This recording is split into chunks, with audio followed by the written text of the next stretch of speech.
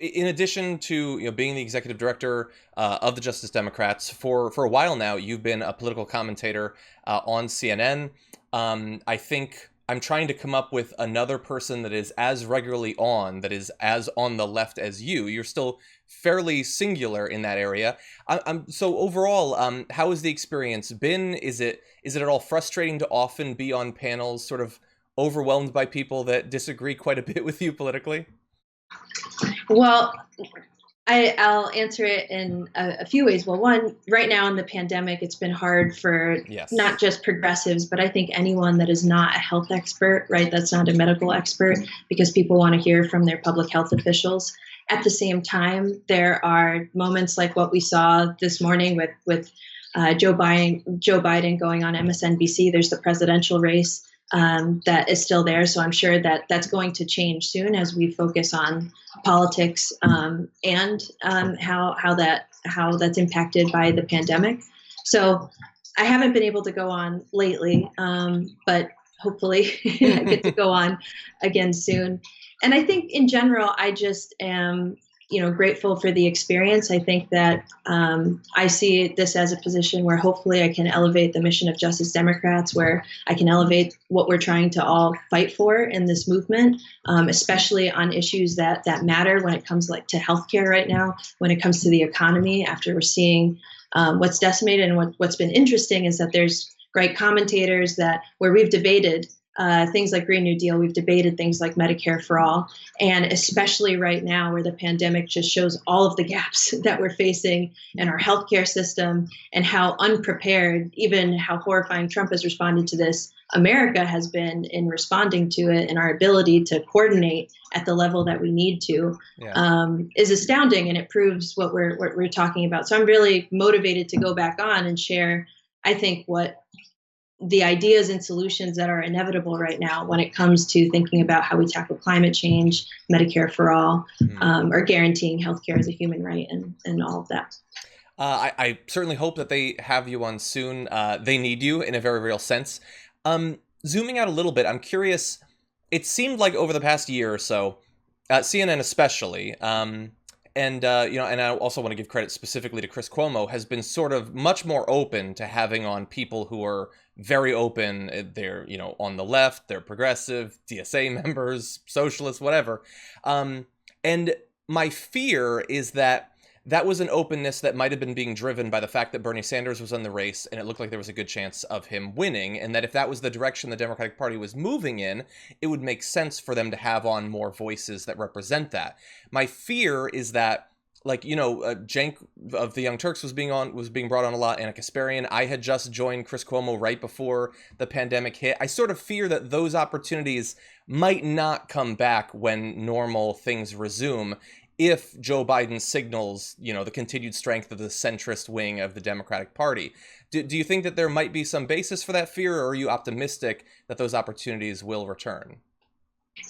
I'm optimistic that the opportunities are going to return because I know that we're not letting up on the pressure. I know that all of you guys aren't letting up on the pressure. And I think that, that might be a factor, but so is the pandemic that set, I think, progressives infrastructurally, right, back a little bit. The status quo is able to continue to rake in, at least on the campaign side, right, lots of corporate cash in a way that we as progressives don't do.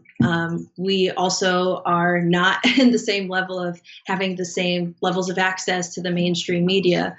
But I'm confident that as we move forward for this process, right, and we not only focus on the presidential, but we focus on Congress, that we're going to have to make them pay attention to these races, which is Yeah. why, again, don't mean to be cheesy, but it really does matter. Marie Newman was a Justice Democrat that was just elected recently in Illinois, defeating Dan Lipinski. In the last week and a half, I believe that Sunrise, the folks on the ground, and our team, we made over 200,000 calls, and we were able to win Wow. that election by turning our base out. And so it really, really matters where you put your dollars right now, where you put your volunteer energy. Don't watch Netflix, or at least watch it, but also phone bank for some of these candidates where it really is going to make up the difference and go a long way. And it'll feel really good connecting with voters right now to check in, to see how they're doing amidst all of this, to see how their families are doing, and let them know that there's an incredible progressive that is fighting for them, hopefully come 2020. And finally, on the media, we've got Biden, and there's a lot of news, some of it old, some of it new, that does not necessarily always reflect very positively on Joe Biden. And it has seemed, especially recently, like for instance, with the allegations that have been made against Joe Biden by Tara Reade, that the media was very hesitant to directly address this news, especially until the primary appears to have been wrapped up. It appears, as an outsider, that they might take it seriously hypothetically internally, but if covering this news is going to make the chance of him beating Donald Trump a little bit lower, that they might not be willing to engage with that, which I get strategically why they might think that, but I care about the truth and I care about the experience of these individuals, and so I want to make sure that their stories are told. Do you think that the media might shy away from certain topics if it raises the chance of getting Donald Trump elected? What do you think about that? Well, I think that the media right now is going to chase where the story is, and so there's obviously MSNBC had the interview with Joe Biden this morning where they pressed on a lot of these questions, and I think that it's totally, like what you said, it is your responsibility to follow the news and verify its legitimacy. And I think especially in moments like this for the Democratic Party, we can't be hypocritical on our commitment to saying that when we believe women, we do.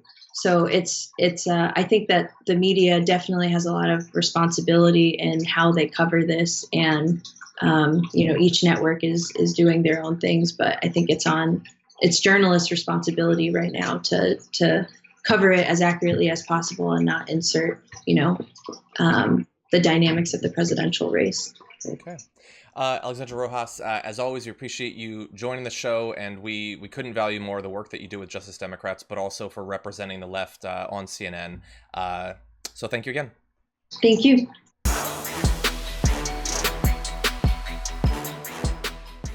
Check out the Damage Report podcast each day, wherever you get your podcasts, whether Pocket Casts or Stitcher or iTunes.